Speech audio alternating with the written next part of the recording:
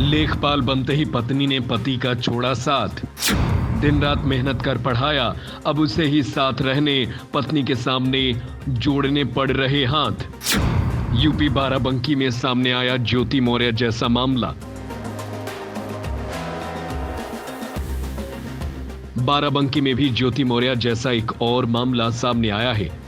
थाना सतरीक क्षेत्र के ग्राम मोहम्मदपुर मजरे गालहा मऊ के निवासी अमरीश रावत का विवाह थाना जैदपुर के ग्राम याकूतगंज निवासी दीपिका के साथ 20 फरवरी 2019 को हुआ था। शादी के बाद सब कुछ ठीक ठाक चल रहा था। 2010 में दोनों की एक बेटी पैदा हुई जिसका नाम नंदिता है। पत्नी दीपिका इंटर पास होकर ससुराल आई थी। उसने आगे और पढ़ने की बात कही तो पति अमरीश ने उसकी इच्छा का सम्मान किया। अमरीश ने दीपिका की पढ़ाई के लिए दिन रात मेहनत करना शुरू कर दिया। उसे आर्थिक दिक्कतों का सामना भी करना पड़ा। इससे निपटने के लिए उसने एक एक पैसा जोड़ा और उसे अपना खेत भी बेचना पड़ा, जिसके बाद उसका सिलेक्शन लेखपाल पद पर हो गया। फिर क्या था, लेखपाल बनते ही दीपिका के तेवर बदल गए। इसके कुछ माह बाद वो अपनी 8 साल की बच्ची को लेकर मायके चली गई। फिर उसने पति अमरीश व उसके परिवार के साथ रहने से साफ इनकार कर दिया और पति पर उत्पीड़न का आरोप लगाते हुए कोर्ट में तलाक का मुकदमा दाखिल कर दिया।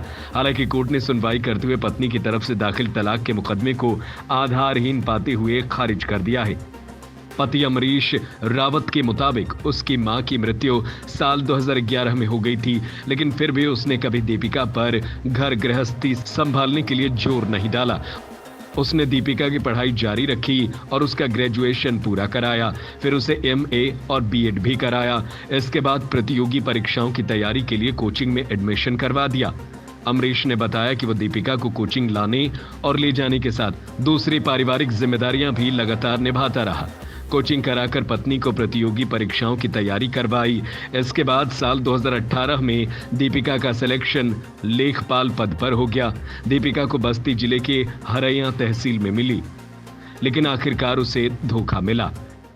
हमारा नाम अमरीश कुमार है और हमारी पत्नी का नाम दीपिका है और हमारी 2009 में शादी हुई थी।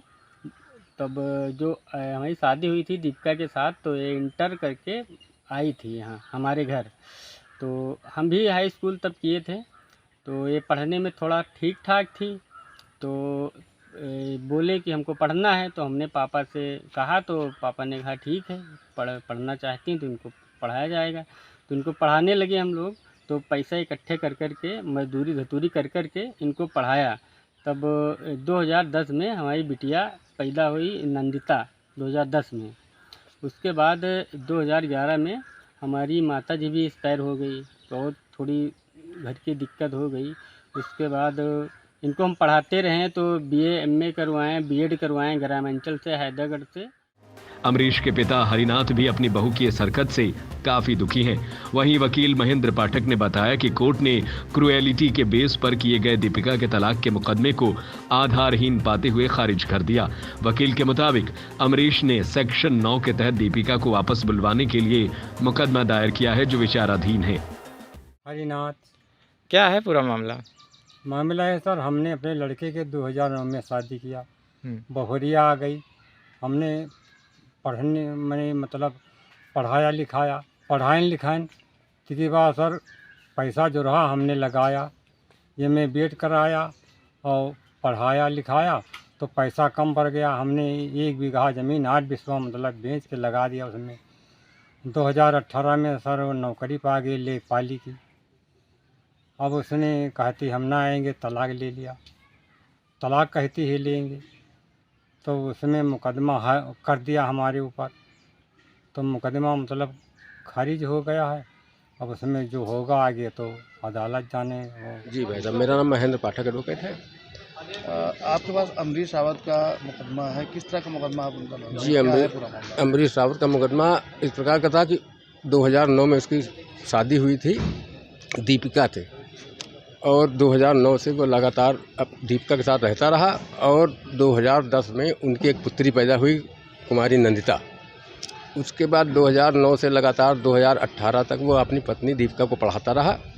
और 2018 में जब वह लेखपाल के पद पर चयनित हो गई, तब 2019 में उसने अमरीश के खिलाफ एक तलाक का मुकदमा प्रस्तुत कर दिया और वो 2019 से लगातार चलता रहा मुकदमा। और उसके बाद न्यायालय ने उसका मुकदमा क्योंकि उसने हमारे मुक्किल अमरीश के खिलाफ क्रूएल्टी के आधार पर प्रस्तुत किया था, उस मुकदमे को क्रूएल्टी न पाते हुए मुकदमा आधारहीन कहते हुए खारिज कर दिया।